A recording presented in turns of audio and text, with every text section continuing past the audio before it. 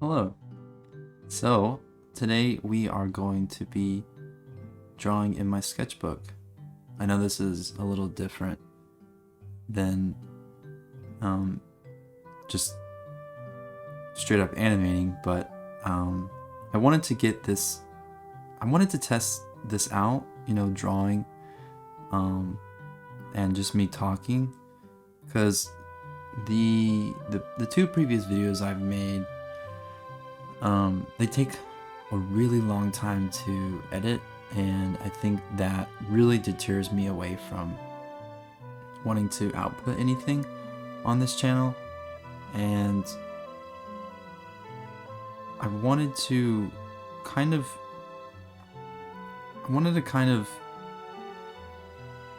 put something out that I really enjoy doing, because I do sketch a lot.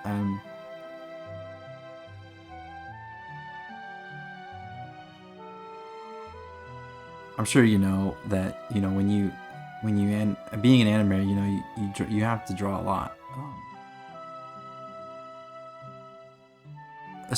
especially if you want to get better. I mean, you don't really you can animate. You can animate a line in a ball, or you can animate very rudimentary shapes. Like, you don't have to be quote unquote good at drawing to do animation, but it does help to draw a lot, because then you can practice animating in more complex forms, and you can see them a lot better in your head. And when you're using reference when you animate, it's approaching an animation is a lot more feasible. So with that being said, this format that I'm trying out, I'd like to do with paper animation, because I've recently been animating on paper. When I animate digitally, my setup, and I found a sort of a solution for this, but my setup has been causing me a lot of pain up in my trap muscles. Like, I don't know the exact term for what a trap muscle is, but I've been experiencing pain in my, more so it runs from like the back of my neck down to my, somewhere on the top of my shoulder, back shoulder. And I've been animating on paper recently, and I don't really get that pain because my hand's not like fixated on the keyboard shortcuts. I did buy a Torbox Mini Duo, a Torbox. I honestly forget what it was called, but it's a Torbox something or other. It's a shortcut tool device where I don't have to strain my hands from moving from key to key, and it's and it's a little bit like it's a little bit weird to adapt to, so I haven't fully adapted to it yet, and I've been really just pen to paper, pencil to paper. I've been really all over just using paper recently, and that includes animation. So I'd love to animate and do some of these videos where I'm just talking while you see the work happening. So right here, I love doing these kinds of renders. I do a sketch, and then I take a brush pen and kind of lay in the midtones to kind of push and bring out the highlights. I do this for, actually, outside of this, I have two more drawings that I do in this video specifically, but the last one, I think the camera was too close, and when I sped it up, it got too shaky, and I didn't want, it didn't look okay. It was like, and when I say shaky, the camera, like, it looked like my hand was shaking, like it wasn't fun to look at, is what I'm getting at. But I do draw quite often, and this is currently the kind of work that I like to make when I just draw. I'm of course using a reference and looking at an image when I do these. Sometimes, or recently, I've been more trying to use, when I say use my imagination, I'm talking about my visual library, right? And I've been trying to connect with my visual library a lot more. But of course, you can't have a visual library unless you do drawings like these.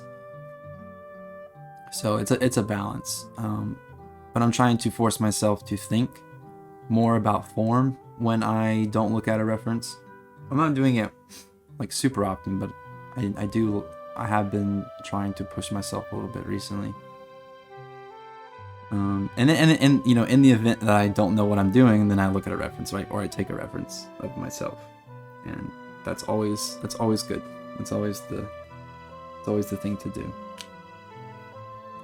But it is currently, to give you a weather report, it is currently Saturday, 5:55 p.m. And the weather is about 60 degrees Fahrenheit, but it's a little cool inside. And I got a cup of tea while I sit here and talk. And oh, I guess I'm starting my second one now. So the second one that I did, I took a little bit more time on the face, I think, than I did the first one. And it's due to the angle. I think once it starts to get towards more of a side angle, I have a bit of a harder time, specifically around the lip and nose areas. But when it's front facing, I have a really hard time with lip and eye areas. Eyes and lips, I think, are the most difficult for me right now. So, and you can see I'm being very delicate with some of the moves I make. But the way that I like to, there's times where I like to draw really fast and really loose, and I think I'm going to do that for the next video, where I'm not trying to make these, you know, perfect images for YouTube. I'm getting used to, you know, the idea of like not worrying about making something that's not perfect and showing it off to people. Like I'm well versed in this topic, but since this YouTube is something I really care about, it's a bit of a thing to adapt to. So I think next time around I'm just going to be a lot more loose, because being loose is so important. You can see that a lot of what I try to do, I try to make what, you know, people call decision lines, and just kind of shoot for the line instead of really worrying too much about it being super perfect. Like right here, this character had like a little, it's not like I'll just call it a bow.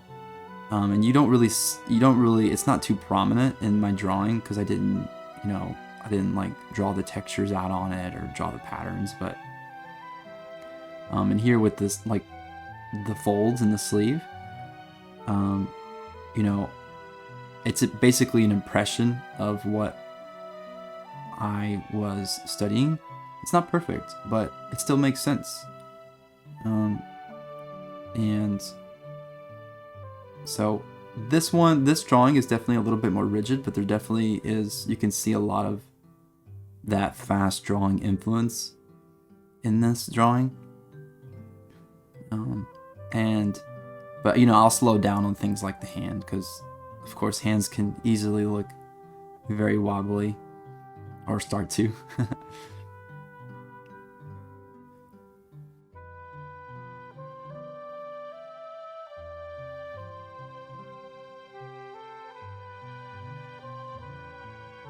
And you can see now starting to render the hair.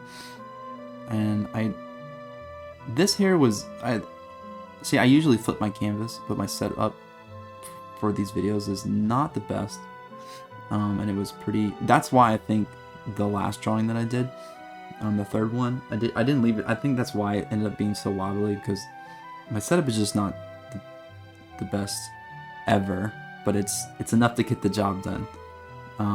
So what I was getting towards with this one is I couldn't flip the canvas and make sure that all the strokes, like, because okay, so when I render hair, the strokes go along the form that they're flowing.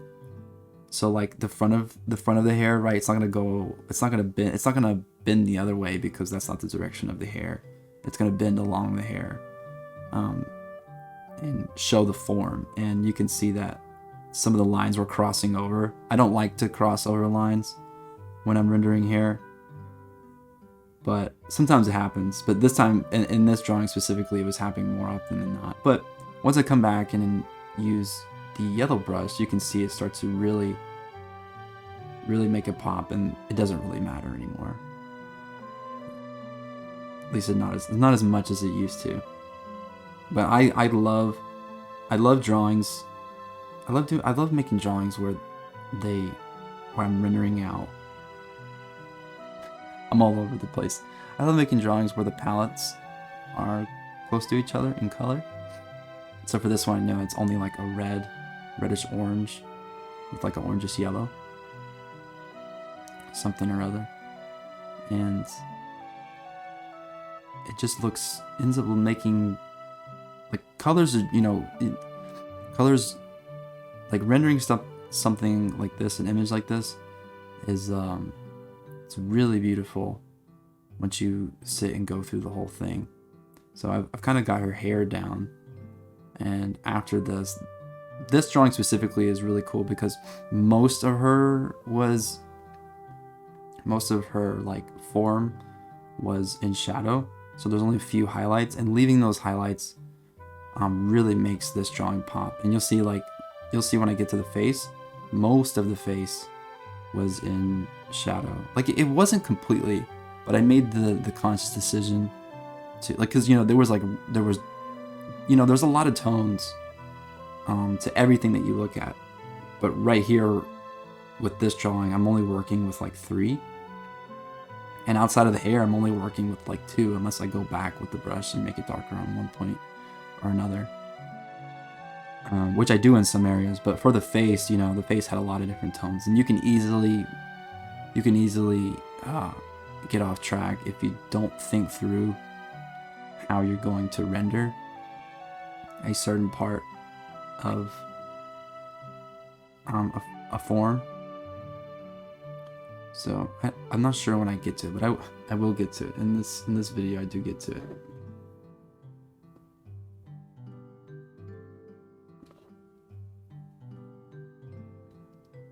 Okay, here we go.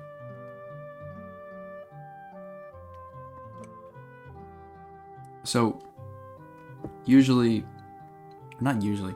sometimes when light's coming from one side of the face, usually the upper cheekbone is the thing that there's a small section that gets, like light hits it, and the rest is in shadow, and that really helps define the form of the face.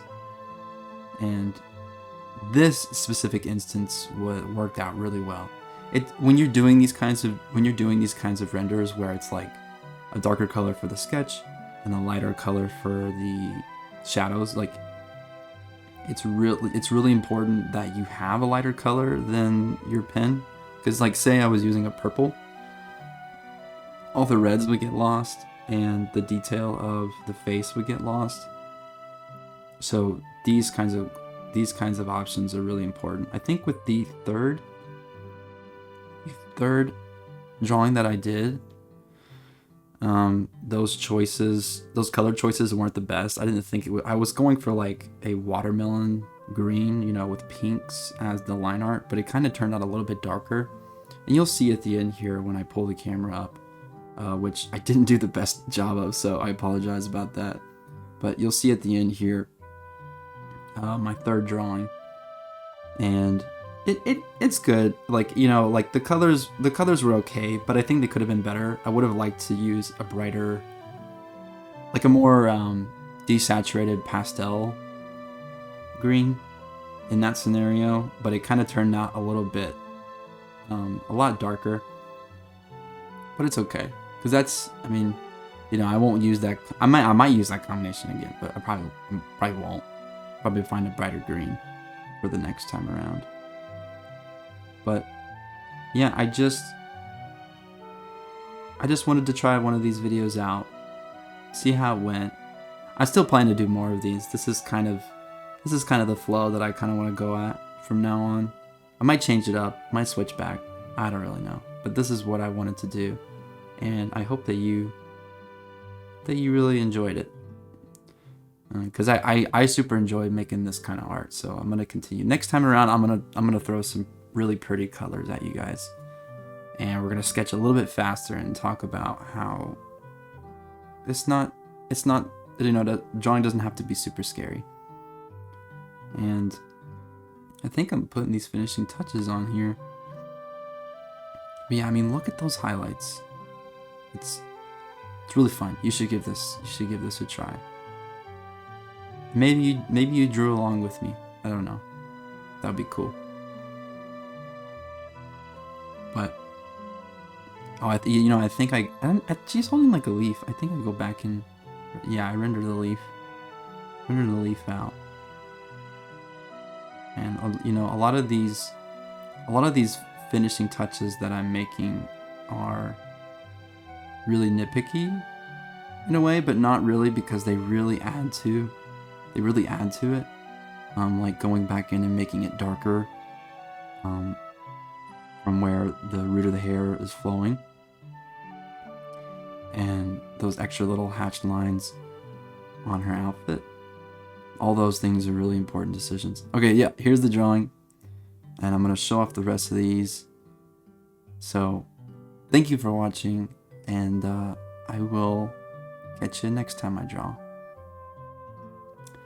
Have a nice day, and peace.